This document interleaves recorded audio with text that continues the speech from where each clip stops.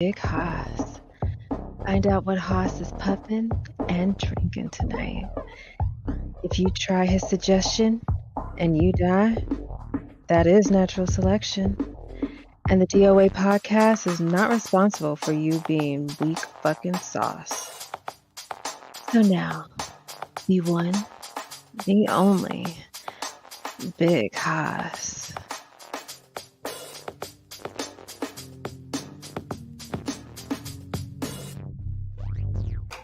Hustle, ding dong. What you drinking? What you smoking on? Woo-wee. This mug right here. All right. So I've got the La Flor Dominica.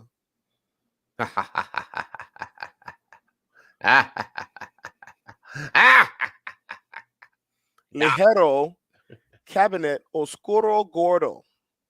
Okay. So La Flor Dominica, of course, is the manufacturer. Ligero refers to the type of leaf that's used in the wrapper. Oscuro is also speaks to the wrapper, and the Gordo speaks to the Vitola. This is a 6x60. If you can see, you see how if you were on last week, you know that the ring gauge of the cigar spoken last week was a lot smaller than this one. So this is a 60 ring gauge, 6-inch in length, and this is a full cigar. You definitely want to eat before you have this cigar, okay? Especially if you're a new smoker or inexperienced smoker, okay? As you can see, check that smoke out. It kind of comes out in one big plume and then kind of just floats away. Nice smoke. I'm in the second half of the cigar, so it's a lot more pepper than in the beginning. You could almost smell it when I ran the cigar along my nasal passage under my nose before I lit it. You could almost smell the pepper. It's a darker type of wrapper, kind of veiny, kind of bumpy. like Pusha T. Mm-hmm. You I know. used the V cut there with the Calibri, the deep V. As you can see, the draw is nice. There's even when I take a little puff, there's a little smoke that comes out of the V, as well as through here. As you can see, the burn line is pretty good. I've had to touch it up some, and I'm going to speak to that in a minute because normally I don't like when I have to touch up a cigar. But there are characteristics about this cigar that lend to having to kind of retouch it a little bit or relight it sometimes. The wrapper is very kind of oily. If you can see, you can kind of see how it's reflecting the light from my ring light here more than other cigars might. It's a very oily type of leaf. And because of that, you end up having to relight a little bit more. It's almost, well, no, I'm not even going to say that because that's not true. That's not true. I'm not going to say that. But due to the characteristics of the wrapper leaf, a little bit more tending and occasional relighting happens. La Flor Dominica is one of my favorite brands of cigar. Um, I smoke I smoke different blends from La Flor a lot. One of my favorite being the Digger and the Chisel, and this one. This is one that I haven't reviewed before. I've reviewed cigars from La Flor before, but not this one. This is one that I like because of the quality of it at the price point it is. You can find a single of this out for, you know what? I'll just go ahead and say it. I got this at a local cigar shop, and I only spent what $8.99 for this cigar. So it's a great cigar for the money. could easily cost more and still be worth the money. This was rated 90 by Cigar Aficionado, and oh,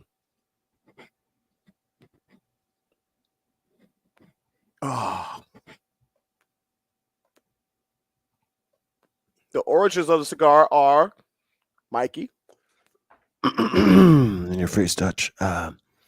República Dominicana. Yes, this is actually basically a puro. The wrapper is Ecuadorian Sumatra Oscuro, but it's grown in the Dominican Republic. So the filler and the binder also from the Dominican Republic, and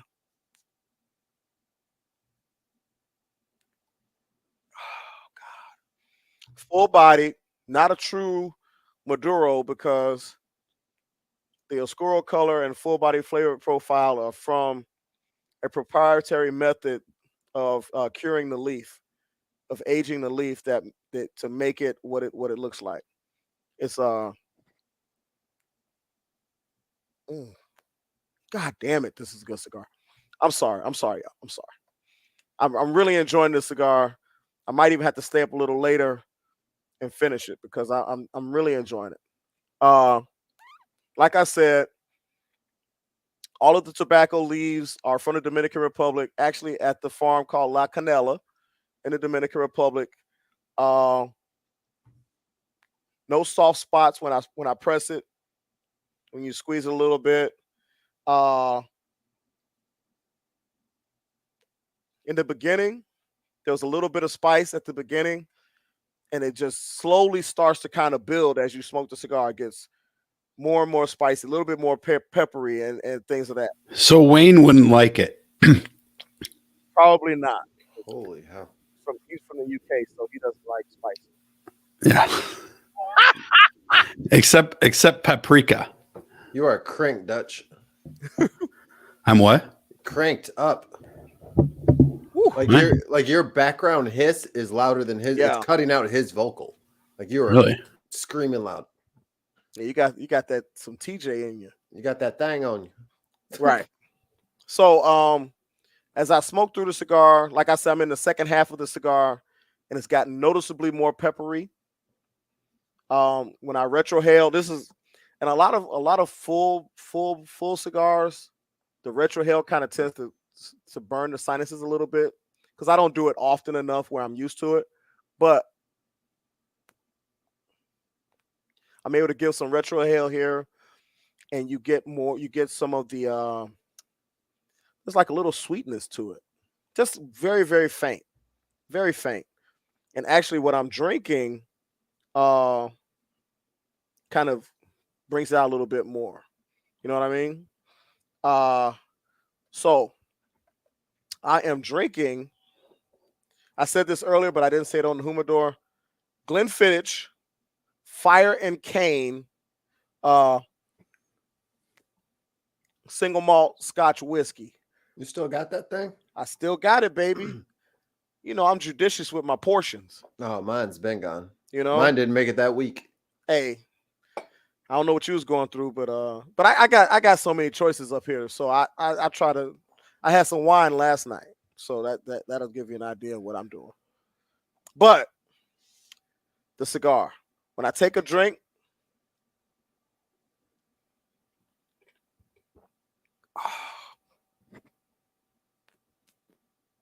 the pepper gets muted out a little bit, and the sweetness plays up a little bit. I think it's because of the cane in the liquor that The sugar provides cane. a little bit more sweetness. That's right. Yes, the 12-year Hellbound Hillbilly says the 12-year is his daily driver. Thought he had cane, but it was gold medal flower. Yeah, 12-year is phenomenal. It is phenomenal. This cigar, amazing construction. It flakes a little bit, but not annoyingly so. Like I said, it takes a little bit of tending. For a bigger green gauge cigar, it's very well packed. and the draw is like a light moderate. So it's not a chore to take a puff. Oh goodness. Really good cigar. Very consistent throughout. Like I said, the flavor profile builds as you smoke it, especially the pepper. Like right now, because the drink has dissipated off my palate, the pepper is returning as I puff.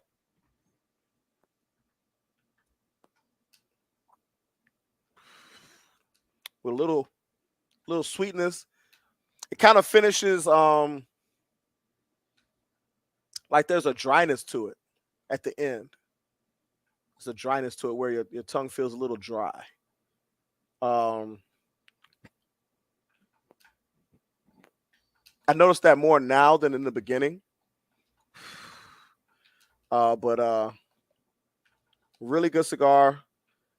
What I love about it is it's a nice slow burn, something that you can kind of sit back and chill with, watch a nice long movie or something like that. The ash is kind of a grayish ash, light gray, with a little bit of a dark undertone to it. As you can see, there's no splits or cracks to it as I smoked, which tends to happen sometimes with some cigars. But this cigar is holding together really well. Hold on through the night. Right. So, on the leafometer, I give this one a 4.75. I like other blends better, so that's why I kind of take a little bit off for this one. But it's a great cigar. This is a great any time of year cigar. I would not necessarily smoke it in the morning with my coffee. This is more of a whiskey pairing cigar for me anyway. Other people might like a Turkish coffee or something, a stronger, bolder type of coffee to go with it, maybe. But you know, I like the whiskey. You need some of that Jamaican coffee, Haas. Just You make gotta, sure you're drinking it on the toilet.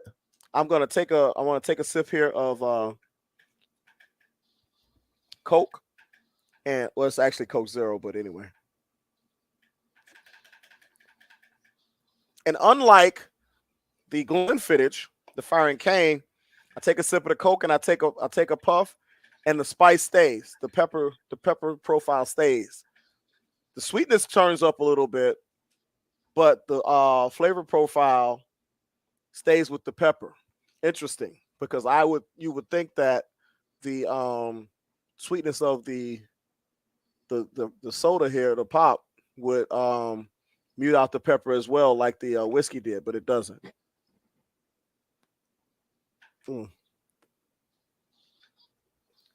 So, like I said, really good cigar, really good price point. 90 rated by Cigar Aficionado. I would definitely recommend this cigar to anyone, especially those trying to make that foray into stronger cigars. This is a great entry because yes, you need to eat, but it's not like the LFD double Ligero. Woo! That's a big boy smoke. But 4.75. I'm gonna actually do some things here around the house I need to finish before I head up to bed and finish this cigar off. And because it's just that good, I'm enjoying it that much. What is that tapping? Oh, probably me. Okay. Woo. I wanted to talk about something else too, but I can't remember what it was now. So I guess that's fine. You know?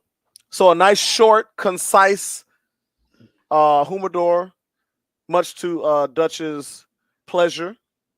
He's always telling me I'm getting too wordy. So there you have it.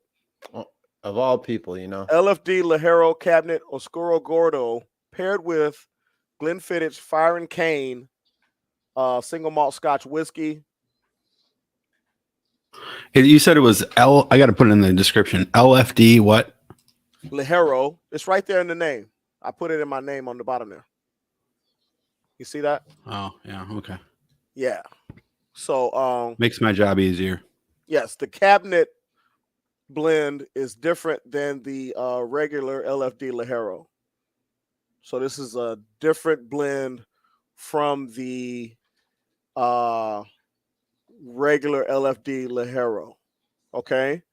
The LFD regular Ligero, the wrapper is a lot lighter. I want to say, I think it is still. I don't want to say. I might be wrong. Let me go ahead and look it up because I know the blend is different. So, because the with the regular Ligero, the proprietary method of aging the wrapper is not done, so it's a lot lighter. It's more of a true Ligero leaf, which is lighter in color. Okay, so when you're looking, this one is the cabinet, and the cabinet or cabinet or cabine, I'm not sure how they say it. This one has a special aging process for the wrapper, which gives it more of the darker texture and color appearance to it. So when you're looking for it, I've had the regular Ligero. I like the Cabinet Oscuro better. It's a little bit stronger, and I just like it better. Even though the regular Ligero is rated higher by Cigar Aficionado, I like this one better. So that's just me. That's the beauty of cigars. You think you're the aficionado now? No, I'm just a guy who smokes cigars, man. I'm just Think a you're better regular, than us? just a regular old dude, man. Okay? I'm just here so I don't get fined. You know what it is. I'm about that business, boss. See, you want to talk about a fucking controversial player that everybody loved and everybody will defend. Name me one person who hates Marshawn Lynch. Right. Even when that mug was driving his Mustang a few weeks ago Night kids. on the rims. Yeah, he was bad. I was like, beast mode. Come on, dude. Come on, beast man. mode. What you doing, bro? What you doing? What you thinking, homie? Right. All right, man. I'm out of here. I appreciate everybody who came over to listen. Love y'all. And I will see y'all soon. Yeah, we're out of here. Peace, nerds.